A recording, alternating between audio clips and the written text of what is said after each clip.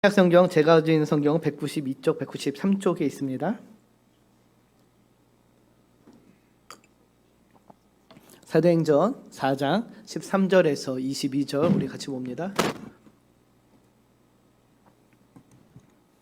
사도행전 4장 13절에서 22절까지 같이 봅니다. 우리 찾으셨으면은 같이 한 목소리로 13절부터 22절까지 합독합니다. 그들이 베드로와 요한이 담대하게 말함을 보고 그들은 본래 학문 없는 범인으로 알았다가 이상히 여기며 또 전에 예수와 함께 있던 줄도 알고 또 병 나은 사람이 그들과 함께 서 있는 것을 보고 비난할 말이 없는지라 명하여 공회에서 나가라 하고 서로 의논하여 이르되 이 사람들을 어떻게 할까? 그들로 말미암아 유명한 표적 나타난 것이 예루살렘에 사는 모든 사람에게 알려졌으니 우리도 부인할 수 없는지라. 이것이 민간에 더 퍼지지 못하게 그들을 위협하여 이후에는 이 이름으로 아무에게도 말하지 말게 하자 하고 그들을 불러 경고하여 도무지 예수의 이름으로 말하지도 말고 가르치지도 말라 하니 베드로와 요한이 대답하여 이르되 하나님 앞에서 너희 말을 듣는 것이 하나님의 말씀을 듣는 것보다 옳은가 판단하라. 우리는 보고 들은 것을 말하지 아니할 수 없다 하니 관리들이 백성들 때문에 그들을 어떻게 처벌할지 방법을 찾지 못하고 다시 위협하여 놓아 주었으니 이는 모든 사람이 그 된 일을 보고 하나님께 영광을 돌림이라. 이 표적으로 병 나은 사람은 40여 세나 되었더라. 아멘. 아멘. 할렐루야. 반갑습니다. 오늘도 이렇게 수요일 예배의 자리에 함께 나오신 우리 성도님들을 축복합니다. 습하고 더운 날씨가 계속되다가 장마 같은 비가 내리는데 또 오니까 또 너무 많이 와서 걱정입니다. 폭우로 인하여서 피해가 없기를 바랍니다. 이렇게 비가 오는데도 불구하고 지금 자리가 비었지만 함께 나오신 우리 성도님들은 진정한 승자이라고 생각합니다. 오늘 예배 가운데 함께 하시는 하나님의 놀라운 은혜가 저와 여러분에게 충만하기를 다시 한번 축복합니다.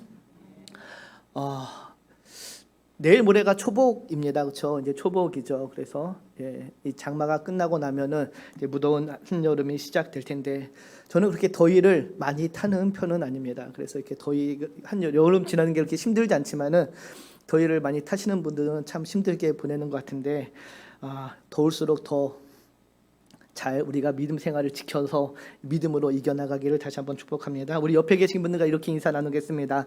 오늘도 예배로 승리합시다. 오늘도 예배로 승리합시다. 아멘. 오늘도 예배로 저와 여러분이 승리하는 그런 삶을 살기를 축복합니다. 설교를 작성하면서 이렇게 맨날 이렇게 매번 작성할 때마다 인사말을 이렇게 좀 고민을 합니다. 어떤 인사말을 하는 게 좋을지. 원래 오늘 인사말은 이거였습니다. 여름 보양식 중에 최고는 말씀 충만입니다. 이거였는데 초복이 내일 모여서 했는데 지금 닭살 돋는 것 같아서 뺐습니다. 그래도 앞으로도 제가 이렇게 인사를 할 때 지금 닭살이 돋더라도 제 즐거움에 같이 참여해 주시면 고맙겠습니다. 즐거움입니다. 인사말 고민하는 것도. 지난 시간에 이어서 오늘 이제 사도행전 4장을 저희가 같이 나눕니다. 지난 시간에 잠깐 살펴봤듯이 우리 사도 베드로와 요한이 지금 감옥에 있습니다. 주 예수의 이름으로 걷지 못하는 사람을 일으켜 세웠습니다.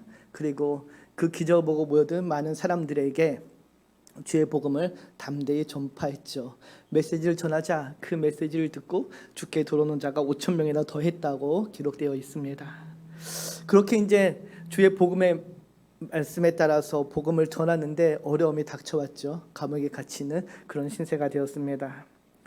지금 감옥에 있는 그들을 이제 6장 8절부터 신문하는 6절부터 신문 4장 6절부터 신문하는 그런 내용들이 나오는데 오늘 본문을 보면 그들을 신문하는 사람들의 정치가 나옵니다. 6절을 보면은 누가 이들을 신문하나요? 대제사장 안나스와 가야바, 요한과 알렉산더 및 대제사장의 문중이 다 참여하여 지금 베드로와 요한을 신문하고 있습니다.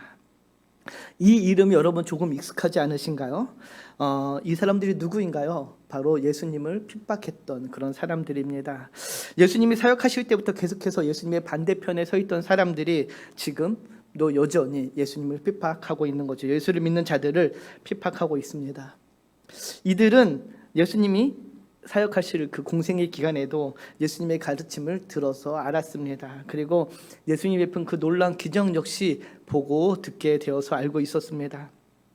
심지어 이들은 예수님의 그 십자가의 사건과 그 십자가 이후의 부활의 사건을 듣고 알게 되었습니다.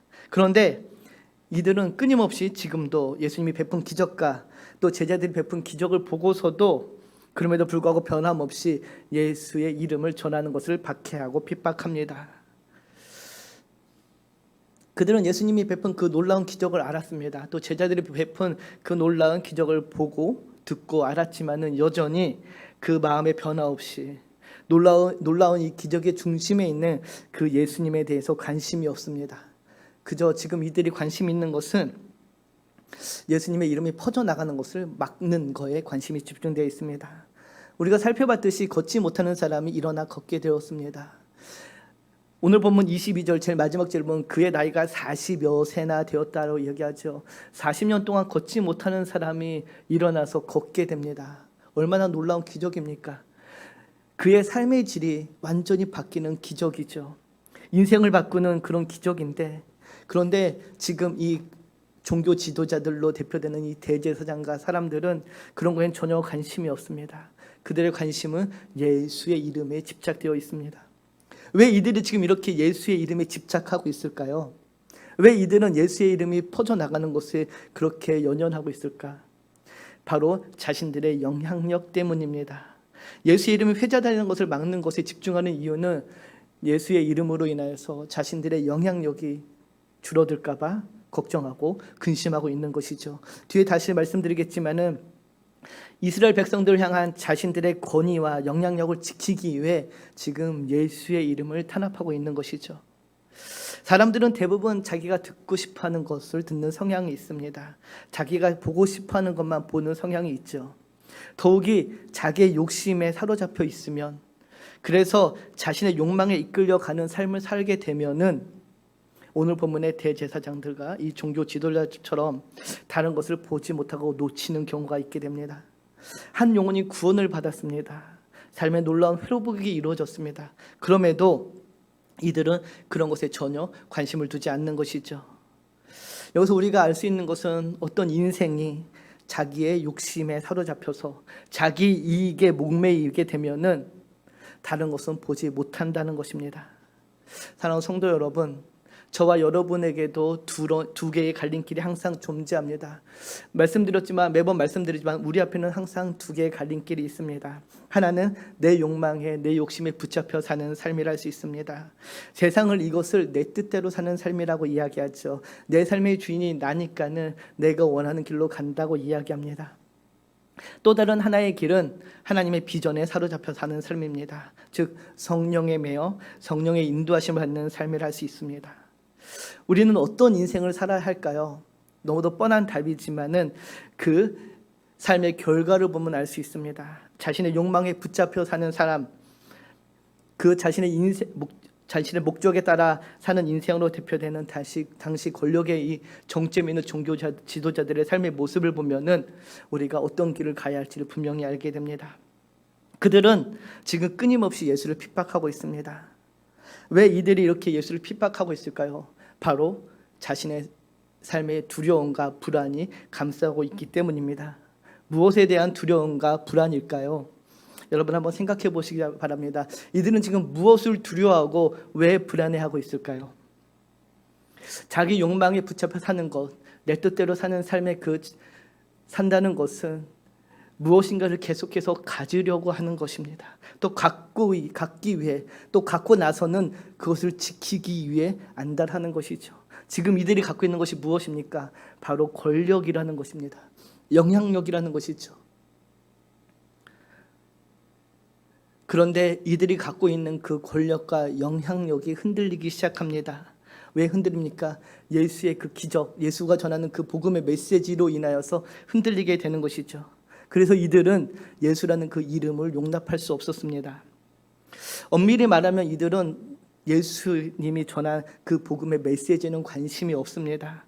예수님이 구원자는 사실 그 자체가 이들에게는 중요하지 않았습니다. 예수님 때문에, 예수님이 가르치는 가르침 때문에 백성들이 자신들의 영향력 밖으로 벗어나는 것을 단지 두려워했을 뿐입니다. 그래서 어떻게 하나요? 결국 그들은 예수를 죽일 수밖에 없었던 것입니다. 그들 편에서는 예수님이 너무도 위협적인 존재가 되어버린 것이기에 다른 방법이 없었기에 예수를 죽이게 된 것이죠. 사랑하는 성도 여러분, 우리가 드라마 여러분 드라마 자주 보시나요? 좋아하시는 드라마 있나요? 요즘 무슨 드라마가 하는지 잘 모르겠는데 소위 우리가 이제 막장 드라마라고 하는 그 드라마들을 보면은 욕망에 사로잡혀 사는 인간이 항상 나옵니다. 그 사람의 결말은 어떻게 되나요? 모두 다 알고 있듯이 실패로 끝나죠. 욕망에 사로잡힌 인간이 얼마나 추악한 모습을 드러내는지 우리는 그런 드라마를 통해서도 너무도 잘 알게 됩니다. 그런데 그런 추악한 모습이 그 드라마에서뿐만 나오는 것이 아니라 바로 오늘 이 성경 속에서도 고스란히 드러나게 되는데 바로 이 종교 지도자들의 모습에서 나타나고 있는 것이죠.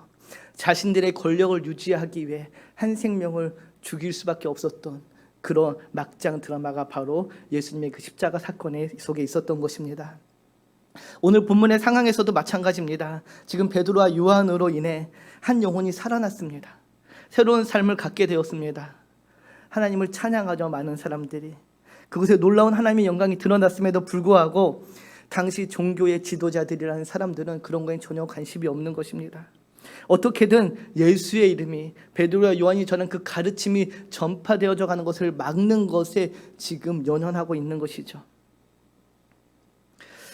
자신의 권력과 영향력을 이룰 수 있다는 그 불안감이 그들을 사로잡고 늘 근심과 걱정과 염려 속에 지내게 한 것입니다.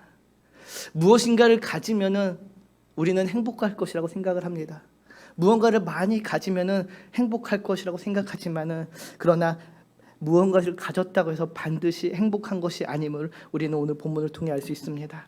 가졌기 때문에 불안하고 가졌기 때문에 불행할 수 있는 것이 또한 있습니다.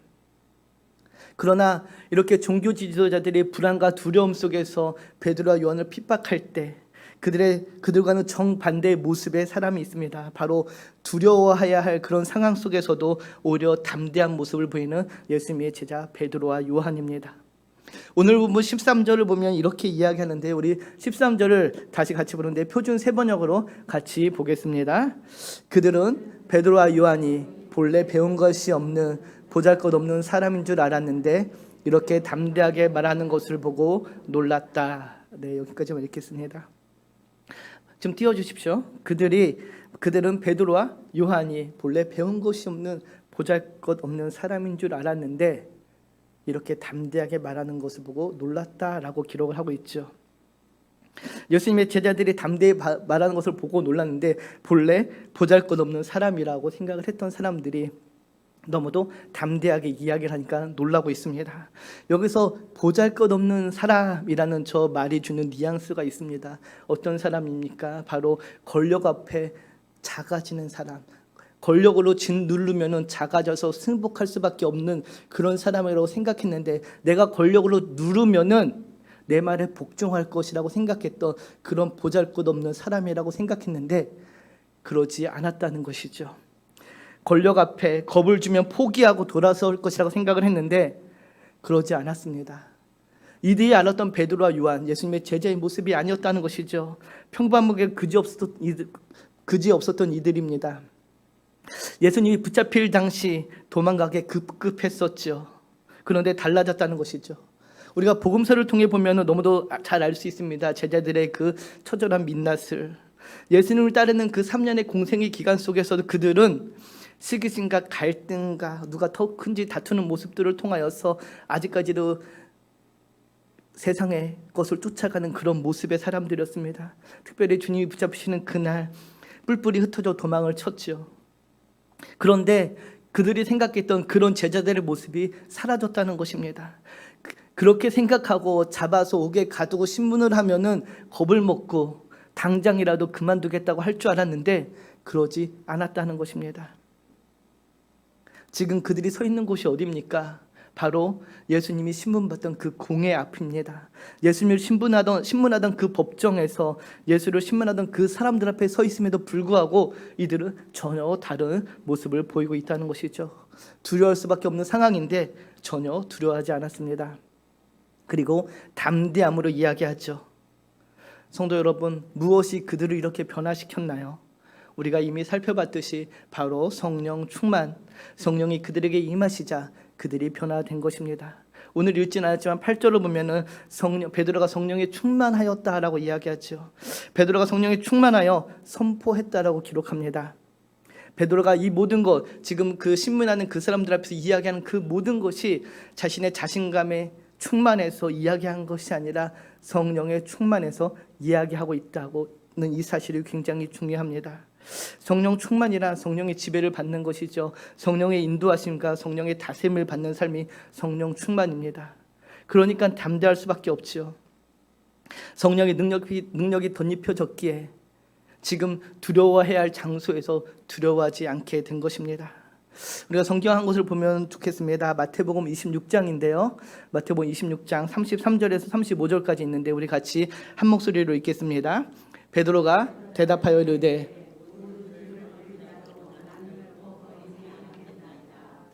예수께서 이르시되 내가 진실로 내게 이르노니 오늘 밤 다 굴기 전에 내가 3번 나를 부인하리라. 베드로가 이르되 내가 주와 함께 죽을지언정 주를 부인하지 않겠나이다 하고 모든 제자도 그와 같이 말하니라. 아멘. 마태복음에 기록된 이 복음서에 기록된 베드로와 사도행전, 우리 사정에서 본 베드로의 모습은 거의 비슷합니다. 열정 충만한 모습이죠. 이 마태복음, 우리가 방금 읽은 이 마태복음에 기록된 베드로의 모습을 보십시오. 호언장담합니다. 자신감이 충만해서 나는 결코 주님을 배신하지 않겠습니다. 다른 그 누가 모두가 다 주님을 배반하는 그런 상황이 올지라도 저는 결코 주님을 배신하지 않겠습니다. 내가 주님과 함께 죽는 한이 있더라도 제가 어떻게 주님을 배신할 수 있습니까? 너무도 자신 충만한 모습입니다. 자신감이 완전히 충만한 상태죠. 요즘 우리 친구들 말로는 자신감에 쩔어 있는 그런 상태입니다. 그런데 베드로가 어떻게 하나요? 실패하고 말죠. 베드로 인생의 최악의 순간, 그의 머릿속에서 지워버리고 싶은 그 순간은 바로 그가 자신감에 충만했던 그때 일어나게 됩니다. 참 희한합니다. 우리는 자신감이 충만하면은 내가 무엇이든지 다 이룰 수 있을 것 같습니다. 자신감이 충만할 때 무언가를 이룰 수 있다고 또 생각을 합니다. 세상은 그렇게 말하죠. 그러나 오히려 오늘 성경은 그 반대의 상황을 이야기합니다. 자신감으로 충만할 때 베드로는 인생의 쓴맛을 보게 됩니다. 그는 정말로 자신이 있었습니다. 자신이 없고선 그렇게 담대하게 이야기할 수 없겠죠. 나는 다른 누구가 다 배신하도 저는 배신하지 않을 것입니다. 내가 주님과 정말로 죽는 한이 있더라도 어떻게 제가 감히 주님을 배신할 수 있겠습니까? 고백을 합니다. 그런데 그 순간 그는 실패를 하고 맙니다. 왜 그는 실패했을까요? 자신감이 충만했는데 왜 실패했을까요? 자신감이 충만하다는 것은 나를 믿는 상태입니다. 자기 자신감, 자기 스스로 믿는 것이죠. 자신감이 충만할 때는 나 자신을 믿고 나 자신을 의지하게 됩니다. 내 자신의 능력을 의지하게 되는 것이죠. 그러니 실패할 수밖에 없는 게 너무도 당연합니다. 세상이 말하는 것과 정반대죠. 세상은 너 자신을 믿어 불가능은 없어 라고 이야기하지만은 그러나 여러분, 우리는 나 자신을 믿을 때 가장 큰 실패가 찾아올 수 있다는 사실을 반드시 기억을 해야 됩니다. 그러면 무엇이 필요한가요? 어떻게 해야 되나요? 오늘 우리의 인생이 하나님의 비전을 쫓아가기 위해서는, 하나님의 꿈을 쫓아가기 위해서는, 하나님의 사람으로 살아가기 위해서는 필요한 것은 자신감의 충만이 아니라 바로 성령 충만입니다. 성령의 충만함을 입어야지만 우리는 하나님의 사람으로, 하나님의 백성으로 살아갈 수 있게 되는 것입니다. 무엇이 다를까요? 내 자신감에 충만한 거랑 성령이 충만한 거랑. 내가 내 자신감에 충만한다는 것은 내가 하는 것입니다. 내 뜻대로 하는 것이죠. 내 능력으로 하는 것입니다. 그러나 성령의 충만으로 행하는 것은 내가 하는 것이 아니라 성령님이 행하시는 것입니다. 성령님이 나를 이끄시며 성령님이 내 안에서 능력을 주서 성령의 능력으로 하게 되는 것이죠. 자신감의 충만과 성령 충만, 어느 것이 더 능력이 있을까요? 성령 충만이겠죠. 사랑하는 성도 여러분, 성령의 충만을 입으시기를 축복합니다. 내 의지가 충만한 상태가 아니라 우리는 늘 성령의 충만함을 구하며 성령의 이끄시는 대로 살아가기를 주님의 이름으로 축복합니다. 그렇게 성령이 충만할 때 오늘 베드로와 같이 우리는 놀라운 삶의 변화를 경험하게 될 것입니다. 내 인생의 주도권을 주님께 드리고 내 인생의 주도권을 성령님께 맡기면은 우리의 인생이 변화됩니다. 어떤 변화가 일어나나요? 오늘 보면 13절을 다시 보면 이렇게 이야기하죠. 그들은 베드로와 요한이 본래 배운 것이 없는 보잘것없는 사람인 줄 알았는데 이렇게 담대하게 말하는 것을 보고 놀랐다. 담대함이 그들 안에 생기게 되는 것입니다. 두려움이 사라지고 바로 담대함의 결단의 변화가 나타납니다. 성령님을 의지할 때 우리의 삶에 두려움이 사라질 줄 믿습니다. 우리 안에 담대함이 나타날 줄 믿습니다. 우리의 감정의 변화가 생기는 것이죠. 여전히 나를 사로잡고 있던 그 두려움이 사라집니다. 사랑하는 성도 여러분, 두려움이 무엇인가요? 두려움이 그 근원은 어디서 오는 것일까요? 두려움은 미래에 대한 불확실에서 옵니다. 불확실성이 나를 두렵게 하죠. 미래에 대한 불확실이 두려움을 만들어냅니다. 성령이 임하기 전 공의 앞에 섰던 베드로의 모습을 다시 한번 보기 바랍니다. 예전에 베드로는 두려워합니다. 공의 앞에 선 것도 아니라 공에 선 예수님을 보기 위하여 멀찌감치 떨어져서 구경꾼으로 서 있는데도 그는 두려움에 사로잡혀 있습니다. 어떻게 되나요? 작은 여종의 물음에도 예수님을 저주하고 부인하게 되죠. 왜 베드로는 두려움에 사로잡혀 있습니까? 바로 죽음이라는 것, 불확실성, 미래에 대한 그 불확실성이 그를 두렵게 만든 것이죠. 그러나 오늘 본문의 베드로는 같은 공의 앞에 서 있지만은 두려워하지 않습니다. 베드로는 더 이상 두려워하지 않는데요. 예수를 잡아 죽였던 이들 앞에서도 전혀 두려워하지 않고 담대함으로 선포합니다. 베드로가 왜 이렇게 담대할 수 있을까요? 성령 충만인데요. 그 성령 충만이 베드로의 어떤 모습을 변화시켰나요? 바로 성령이 임하자 그동안 예수님과 함께 했을 때 예수님이 가르쳐줬던 그 복음의 진리들이 깨우쳐진 것입니다. 복음의 소망이 생긴 것이죠. 부활의 소망이 생긴 것입니다. 주 예수로 복음으로 인해서 부활의 소망이 그 안에 자리 잡았기 때문에 이제 담대할 수가 있는 것이죠. 하나님 나라의 소망이 그에게 있었기에, 부활의 생명이 그에게 있었기에 그는 이제 죽음 앞에서도 담대해질 수가 있었던 것입니다. 성도 여러분, 우리는 내가 내 감정을 다스리지 못합니다. 내 안에 물밀듯 차올라오는 그런 근심과 걱정을 여러분은 절대 다스릴 수가 없습니다. 그러면 어떻게 해야 되나요? 성령에 기대시기 바랍니다. 성령 하나님께서 내 안에서 그것을 다스려 주기를 기도해야 됩니다. 성령님이 내 안에 계시면은, 성령이 임하시면은 그 즉시 우리 안에 하나님의 평강이 넘치게 되는 것이죠. 그래서 근심과 걱정이 사라집니다.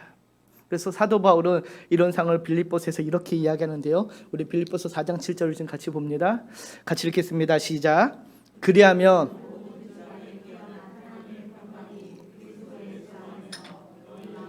생각을 지키시리라. 아멘.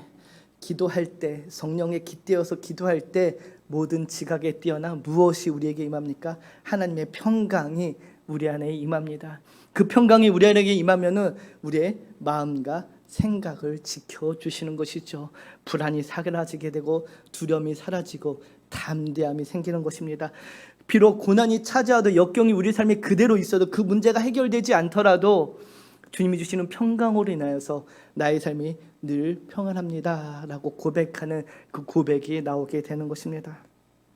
사랑하는 성도 여러분, 저 여러분에게도 이런 동일한 변화가 성령님의 내주하심으로 일어나기를 다시 한번 축복합니다.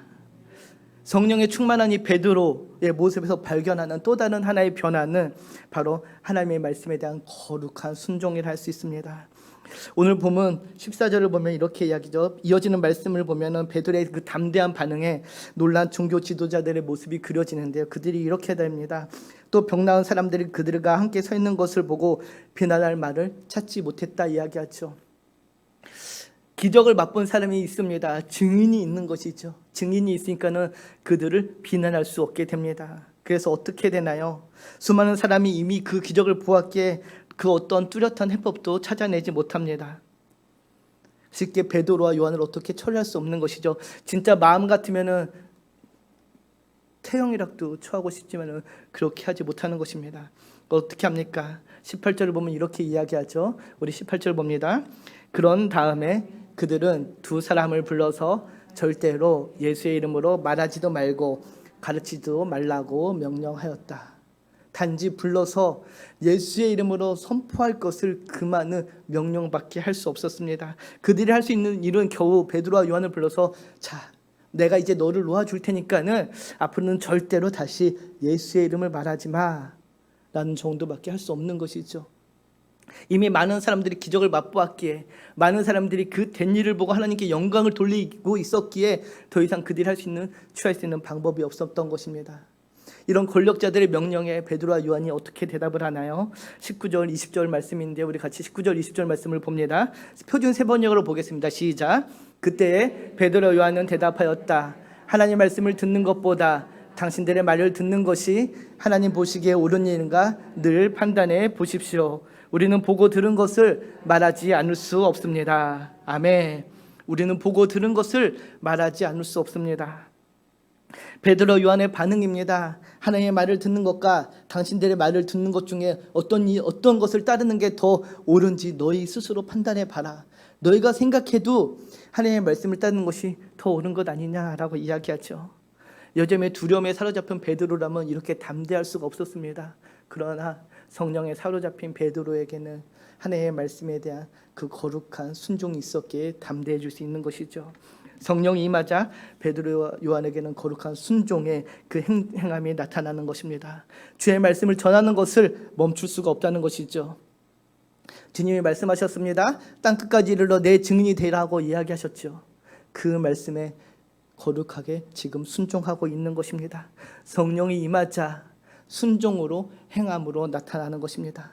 사랑하는 성도 여러분, 성령이 우리에게 임하시면 우리의 힘으로는 순종할 수 없지만 성령 하나님의 능력으로 우리는 하나님의 말씀에 순종할 수 있게 됩니다.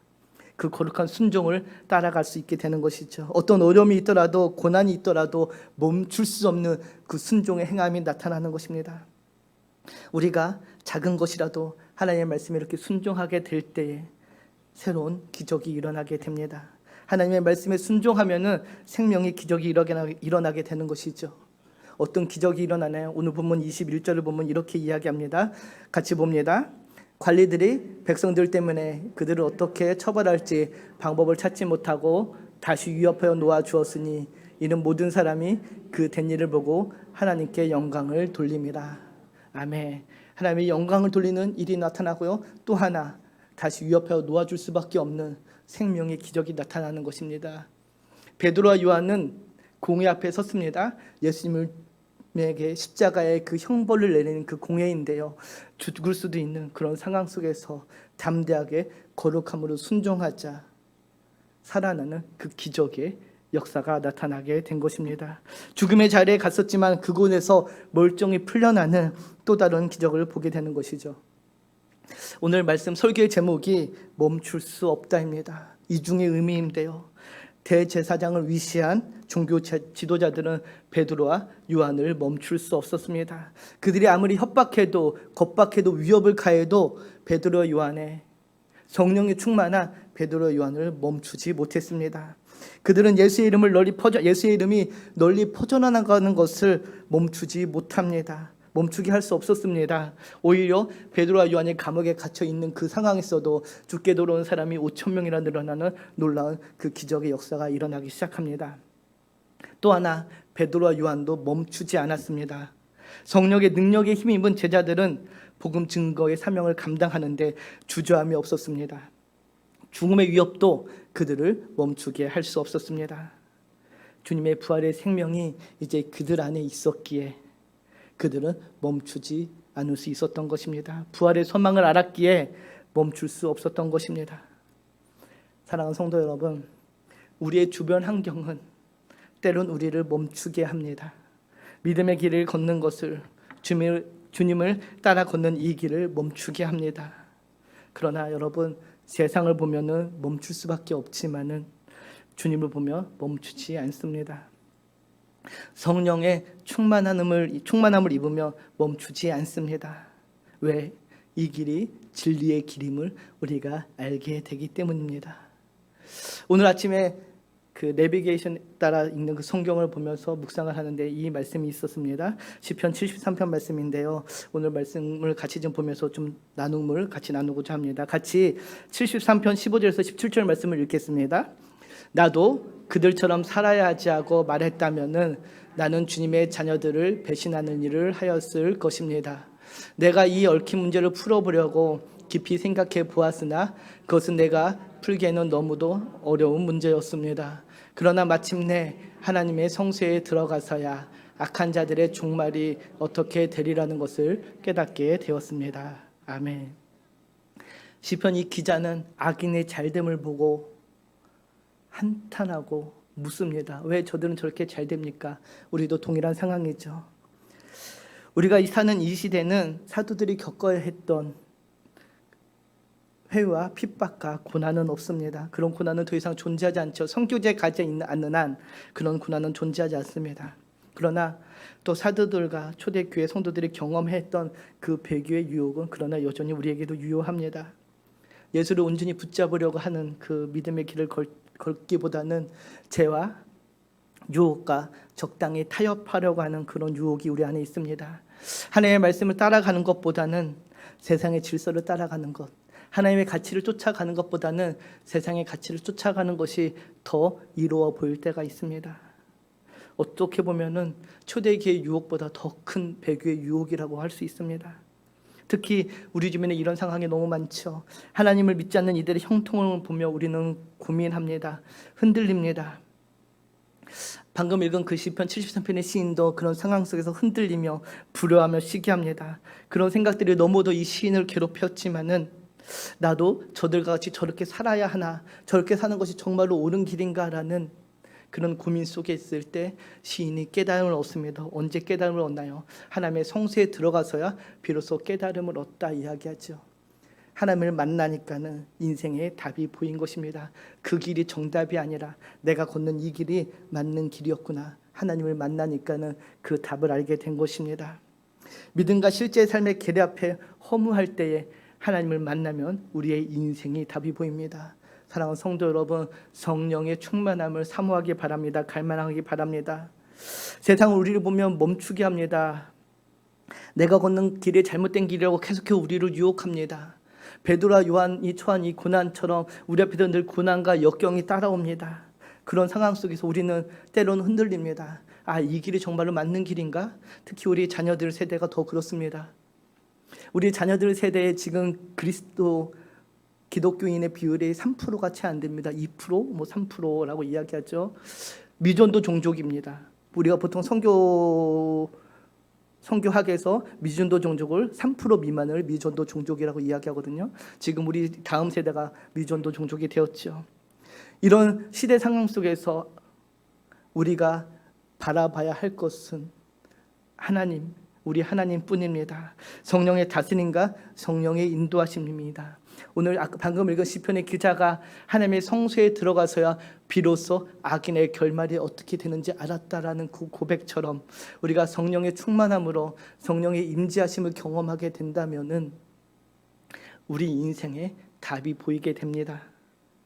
사랑하는 성도 여러분, 우리의 시선을 땅에 두지 마시기 바랍니다. 늘 하늘을 바라보기 바랍니다. 우리의 시선을 주님께 고정시키기를 부탁드립니다. 그럴 때 길이 열리고 막힌 담이 무너져 내릴 것입니다. 그리고 그 예수의 이름으로 승리하는 승리의 삶을 맛보게 될 것입니다. 권면합니다. 축복합니다. 오늘도 그 믿음으로 그 확신으로 승리하는 우리 한마음 가족 모두가 되기를 주님의 이름으로 축복합니다.